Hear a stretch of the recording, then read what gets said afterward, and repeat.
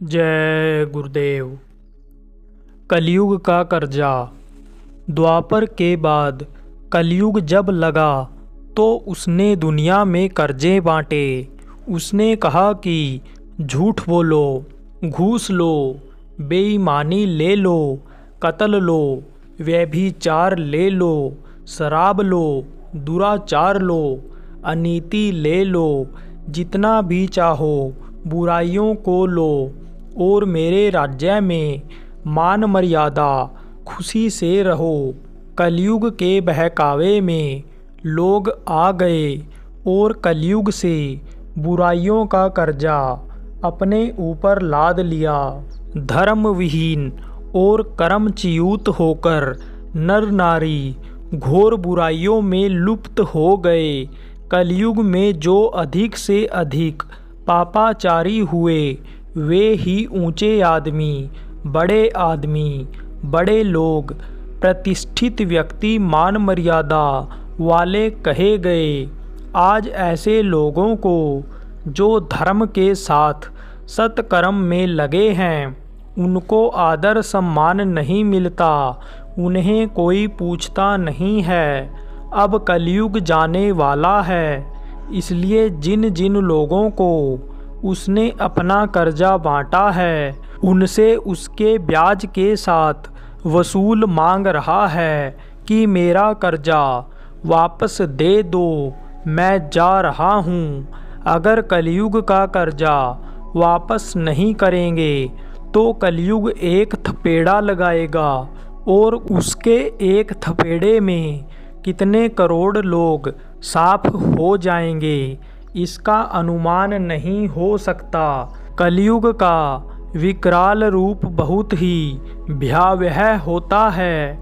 अपना कर्जा वसूलने के लिए कलयुग के प्रकोप में देश दुनिया में धरती पर अति अनावृष्टि यानी भयंकर अकाल, अति वर्षा, भयावह तूफान, नदियों में भयंकर बाढ़, समुद्रों में ऐसा विकराल जल का उबाल उछाल की शहर के शहर समुद्र में डूब जाएंगे, देश के देश समुद्र में समा जाएंगे।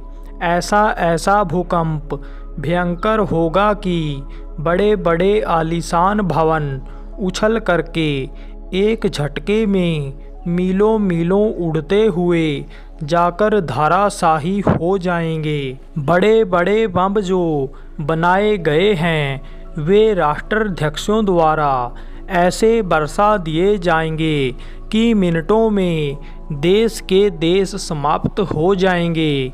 चारों तरफ पशु पक्षियों के साथ साथ नर नारियों का सफाया हो जाएगा। लाशों पर लाशों का पटरा पड़ जाएगा।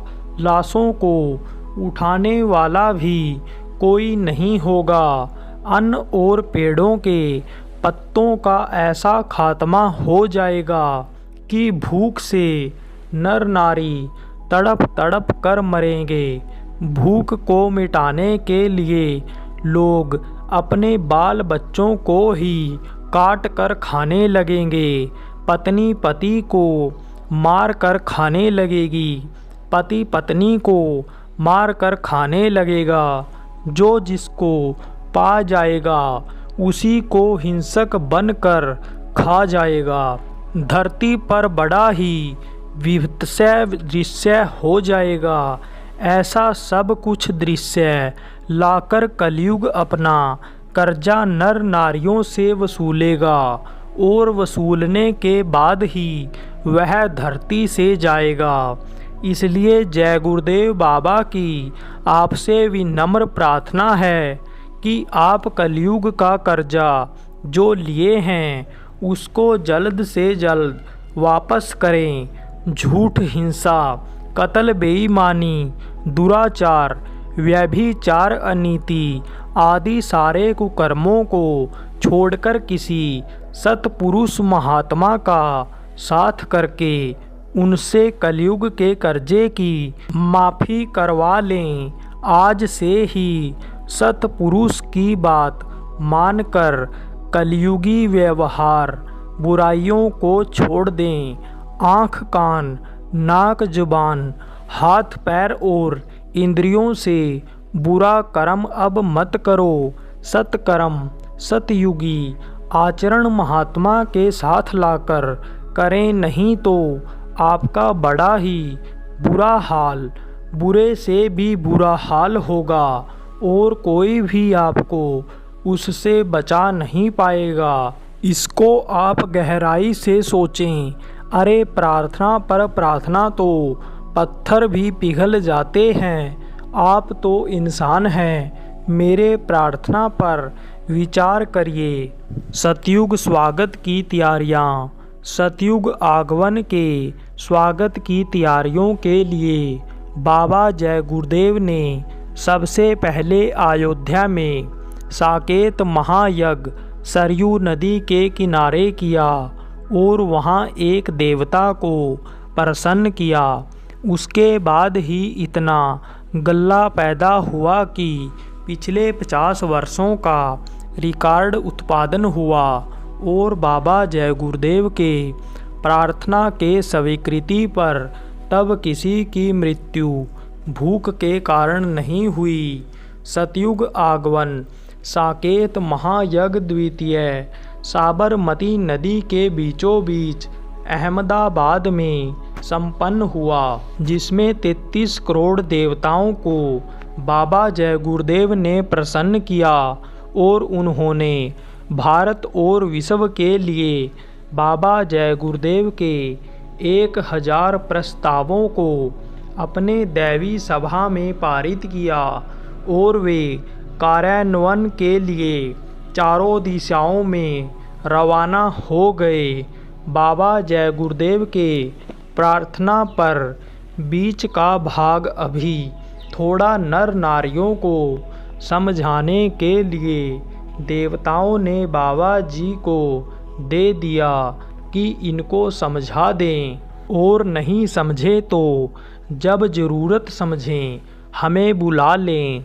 बाबा जय गुरुदेव जी तो आपको अच्छा बुरा, आपके कल्याण के लिए सब कुछ बताकर, समझाकर, चेताकर अब चले गए हैं, लेकिन उनकी कही हुई एक एक बात सत्य होगी। इसलिए अपने लोक और परलोक के बचाव के लिए अब आप बुराइयों को त्याग कर अच्छे कर्मों को करने लग जाएं। अपनी आत्मा को अधोगति में जाने से बचाना और मनुष्य देह में रह करके आत्मा को उसके निज धाम सचखंड सतलोक में जीते जी पहुंचा देना मानव का परम ध्येय है। इसके बाद बम भोले काशी विश्वनाथ के स्वप्न पर जय गुरुदेव बाबा ने काशी वाराणसी में गंगा के पार तट पर रेती में सतयुग आगमन साकेत महायज्ञ तृतीय किया और उसमें 6 देवताओं को प्रसन्न किया और सतयुग की स्वागत तैयारियों में बम भोले काशी को छोड़कर बाहर चले गए।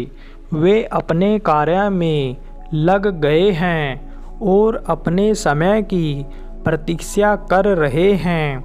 वक्त पहुँचते ही शिव जी का तांडव होगा और जब उनका तांडव होगा तो आपको जानना चाहिए कि उनके डमरू के आवाज़ पर कितना बड़ा देश और दुनिया का परिवर्तन हो जाएगा।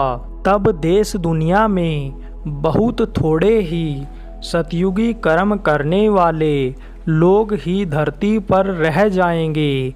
बाकी बुरे कर्म करने वालों का एक झटके में सफाया हो जाएगा।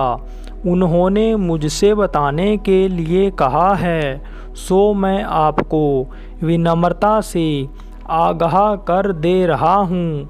परिवर्तन नर नारियों का ही नहीं होगा, परिवर्तन तो ऐसा होगा कि देश और दुनिया के नक्शा ही बदल जाएगा। कौन देश तब कहाँ रहेगा, कौन देश नहीं रहेगा, ये तो वही देखेंगे जो प्रभु के कृपा से बचे रहेंगे।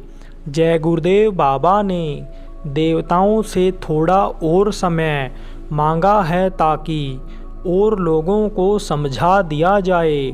इस क्रम में सन 80 तक 10 करोड़ लोगों को जय गुरुदेव बाबा ने एक सूत में बांध दिया था और लगातार दिन रात कठिन परिश्रम करते हुए अनेक कार्यक्रम, फेरियों और काफलाओं में गत वर्षों में अब तक लगभग 12 करोड़ और नर नारियों को जगाकर, नामदान देकर, धर्म की ओर मोड़कर और अब तक लगभग 20 करोड़ नर नारियों को सच्चे सनातन धर्म के एक सूत में बांध चुके हैं।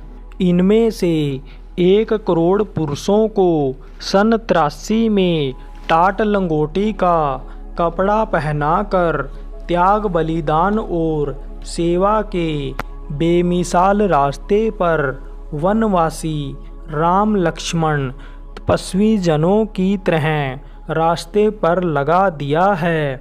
आप भी समय के पहले अपने में परिवर्तन कर लें, अन्यथा शिव का तांडव शुरू होते ही देश और दुनिया में क्या से क्या होने वाला है। कलयुग अभी गया नहीं और न ही तो अभी सतयुग आया। अभी सतयुग के आने और कलयुग के जाने का बिगुल जय गुरुदेव बाबा बजा रहे हैं।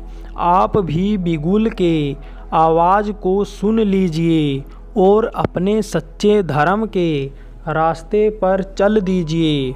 अब बाबा जय गुरुदेव जी ने अपना ऐसा बिगुल बजाकर सन 2012 में गुप्त हो चुके हैं, तो आपका कर्तव्य है कि उनकी बातों पर अमल कीजिए। उनकी कही हुई सभी वाणियाँ समय पर अवश्य सत्य होंगी।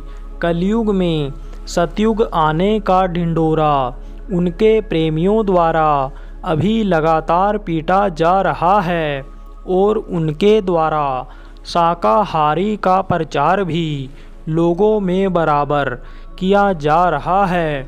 आपसे प्रार्थना है कि जय गुरुदेव बाबा के बातों को सुनिए, स्मरण कीजिए और उसके अनुसार अपने जीवन को बनाइए। इसी में कल्याण है। लोग भी बनाइए, परलोक भी बनाइए। वे कहते हैं, ए नर नारियों मेरे पास आओ, मैं तुम्हारा शिव नेत्र खोलूँगा, परमात्मा से साक्षात्कार कराऊँगा। जीते जी तुम्हारी आत्मा का कल्याण हो जाएगा, मानकर जीवन का उद्देश्य पूरा हो जाएगा।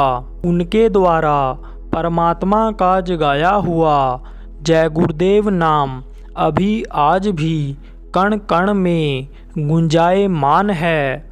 उस नाम को आप धारण कीजिए। जय गुरुदेव नाम को स्मरण करेंगे तो आपका भला होगा। यह आत्मा का कल्याण करने वाला इस वक्त का जागृत प्रभु का नाम है। कोई रुपया पैसा नहीं, कोई छल फरेब नहीं, कोई धोखा नहीं। आइए प्रत्यक्ष अनुभव कीजिए, तब आपको विश्वास हो जाएगा। कलयुग में कलयुग जाएगा, कलयुग में सतयुग आएगा। कलयुग अभी गया नहीं और सतयुग अभी आया नहीं। कलयुग अभी जा नहीं रहा और सतयुग अभी आ नहीं रहा। कलयुग अपना कर्जा वसूल कर लेगा, तब सतयुग कलयुग में उतर जाएगा। जय गुरुदेव।